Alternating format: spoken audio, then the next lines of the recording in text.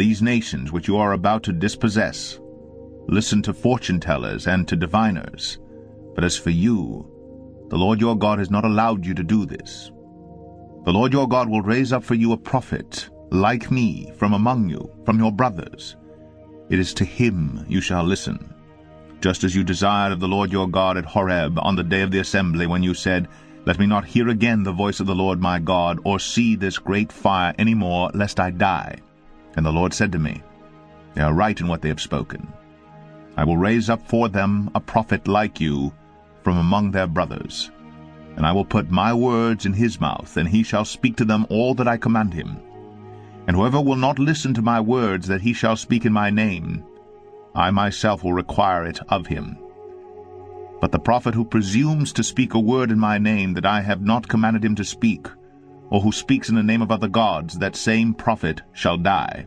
And if you say in your heart, How may we know the word that the Lord has not spoken? When a prophet speaks in the name of the Lord, if the word does not come to pass or come true, that is a word that the Lord has not spoken. The prophet has spoken it presumptuously. You need not be afraid of him.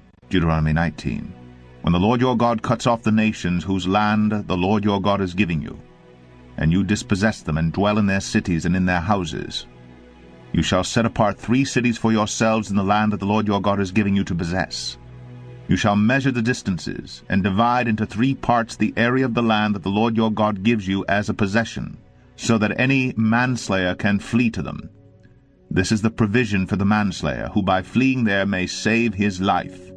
If anyone kills his neighbor unintentionally without having hated him in the past, as when someone goes into the forest with his neighbor to cut wood, and his hand swings the axe to cut down a tree, and the head slips from the handle and strikes his neighbor so that he dies, he may flee to one of these cities and live, lest the avenger of blood in hot anger pursue the manslayer and overtake him, because the way is long, and strike him fatally, though the man did not deserve to die, since he had not hated his neighbor in the past.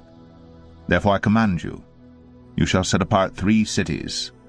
And if the Lord your God enlarges your territory, as he has sworn to your fathers, and gives you all the land that he promised to give to your fathers, provided you are careful to keep all this commandment which I command you today, by loving the Lord your God and by walking ever in his ways, then you shall add 3 other cities to these 3, lest innocent blood be shed in your land, that the Lord your God is giving you for an inheritance, and so the guilt of bloodshed be upon you. But if anyone hates his neighbor, and lies in wait for him, and attacks him, and strikes him fatally, so that he dies, and he flees into one of these cities, then the elders of his city shall send and take him from there, and hand him over to the avenger of blood, so that he may die.